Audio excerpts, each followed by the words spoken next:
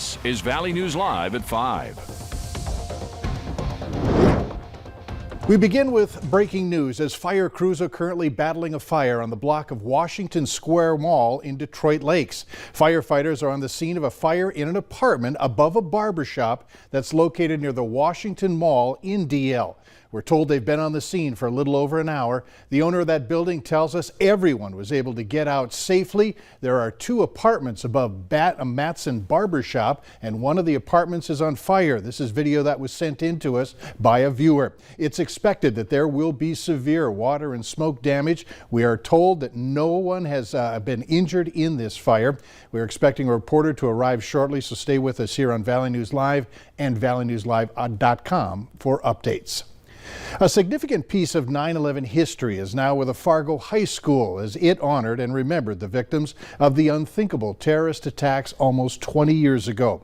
After a months-long application process, Davies High was selected as the first and only school in North Dakota to fly the National Freedom Flag, as well as to have a piece of steel from the World Trade Center towers in an effort to continue to teach current and future students of the events of September 11, 2001.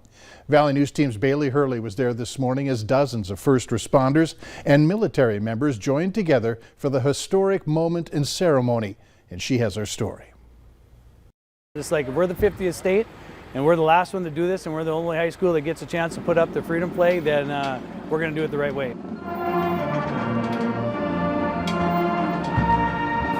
We salute the first responders on that day and the acts of heroism performed by everyday Americans. We pledge to honor and remember the 2,977 innocent victims who died during the attacks and the devastation to their families and friends. By working together, we can transform the tragedy and aftermath of September 11th, 2001 into a positive learning experience that can empower us to be future leaders of tomorrow.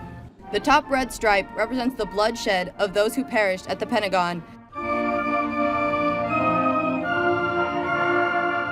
A lot of the kids have seen the Twin Towers have been hit and coming down and stories like that, but they didn't see how we came together as a country. It's very symbolic of what happened. We will cherish that flag and take good care of it in honor of those that aren't here today. The 2 broad red stripes represents the Twin Towers and the bloodshed of the people who perished at the World Trade Center. This is really kind of fulfilling moment. I'll never let, as long as I'm teaching, we will continue to teach September 11th and teach the events around it and what happened afterwards and the consequences that we live in today.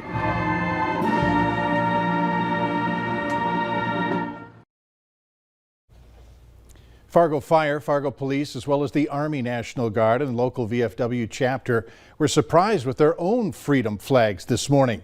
All 4 departments saying that they will fly them every September 11th going forward. Now you can learn more about the Freedom Flag Foundation, its mission, and the rest of the flags, meaning by heading to our VNL News app and clicking on this story. Meanwhile, both governors of North Dakota and Minnesota are ordering all flags to wave at half-staff tomorrow. North Dakota Governor Doug Burgum encouraging you to observe a moment of silence at 7:46 tomorrow morning. That was when the first World Trade Center tower was hit. The Grand Forks Fire Department and the Air Force Base are hosting a joint open house to commemorate September 11th. Tomorrow there will be live demonstrations and tours of their everyday equipment for the community to see. The community will get the chance to meet their local and military firefighters along with the mayor. They especially want people to understand the importance of 9/11, especially remembering it 20 years later. You know, the 343 firefighters that died that day, it's important for us to remember them. They were running into the building when everybody else was running out. The program will begin at 9/11 with a moment of silence for the 9/11 victims. The next 2 hours will be a series of demonstrations. For a full list of events happening in the area tomorrow to honor the lives lost on 9/11, log on to our website at valleynewslive.com. The weekend weather has arrived and it sounds like it's going to be a good start as we get into this Remembrance Weekend. Hutch Johnson is here to tell us exactly what's ahead. Hutch? Mike, thanks so much and good Friday evening, everyone. A beautiful day today, summer-like heat across the valley, as a matter of fact. And look at the flag Not much in the way of wind either. Take a look at temperatures. Now we are enjoying 80s for most areas. Bemidji, Brainerd, Alexandria, all in the low 80s. Get in the valley, we have mid and upper 80s. Look at Grand Forks, 87 degrees there, 90-degree heat in portions of the central and western Dakotas. But a cold front is on its way, and it will bring some change, but not this evening. With the setting sun, we will see temperatures slip quickly through the 70s on our way to 60s overnight, but we don't get too cool tonight. Notice there's more cloud icons here as the clouds build in. The south winds will keep us from getting too cold overnight. As we head into your Patriot Day, it does look like we do have some changes to talk about after a very quiet night of weather tonight in Grand Forks. And for some, rain is in the forecast on Saturday. I'll have hour-by-hour details here, Mike, on all of that in just a few moments. All right, we'll look forward to that. Thanks, Hutch. More than 100 people have died on Minnesota roads from Memorial Day through Labor Day. The Department of Public Safety tells us there were 167 fatalities during that period. 47 were speed-related, 35 alcohol-related. Preliminary numbers show that 321 fatalities in 2021 compared to 256 reported this time last year. North Dakota is reporting the state's first West Nile virus-related death for the year.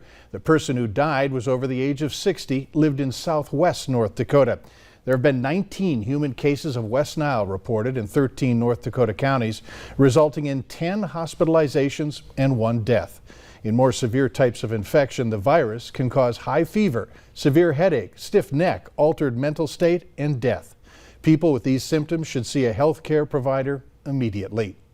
A second case of anthrax has been reported in beef cattle in North Dakota, again in Kidder County, which is east of Bismarck. The first case was reported in August. Effective anthrax vaccines are available, but they take about a week for immunity to be established, and it must be administered annually for continued protection. In 2005, more than 500 confirmed deaths from anthrax were reported, with total losses estimated at more than 1,000 head. Reaction is pouring in today after President Biden announced his battle plan against the pandemic yesterday. The president rolling out the new vaccine mandates that can affect many workers, along with plans to expand testing and help schools operate safely. While some are celebrating the strategy, Republicans are threatening to sue, accusing the president of unlawful overreach. North Dakota Governor Doug Burgum released a statement today saying that he reached out to the Attorney General's office to discuss options for a legal challenge to this mandate. President Biden is fiercely pushing back against GOP governors who are threatening to sue. Particularly some Republican governors have been so cavalier with the health of these kids, so cavalier with the health of their communities. Under the new rules, private companies can require weekly testing instead of vaccines. Companies that don't comply can be fined up to nearly $14,000 for violation. Meanwhile, in Minnesota, the rules will apply to be a significant portion of Minnesota's workforce. According to U.S. Census data, more than 4,200 businesses across the state have at least 100 employees, totaling more than 1 million workers in all. However, according to a Department of Employment and Economic Development spokesperson, the number of businesses could be higher or lower, as this is for single establishments. The president and CEO of Minnesota's Chamber of Commerce says he'll be watching closely as the Department of Labor develops the emergency regulations for vaccines or weekly testing mandates. Many of these employers have been struggling with worker shortages already. We're very concerned about that because without a workforce, we don't have the economic engine that we need here in Minnesota to fully recover. And tonight on Valley News Live at 6, we invite you to join us as we'll explain how the president's new plan will impact businesses on North Dakota's side of the river. There appears to be fewer students at MSUM, and school officials say they're not surprised. The school released its 10-day unofficial head count with enrollment. It shows that the college is down by around 500 students compared to the fall of 2020. International enrollment went down a bit, and now they have 153 foreign students. However, they say they're happy to see an increase in diversity on campus at 14.34%, which is a 5-year high for the college.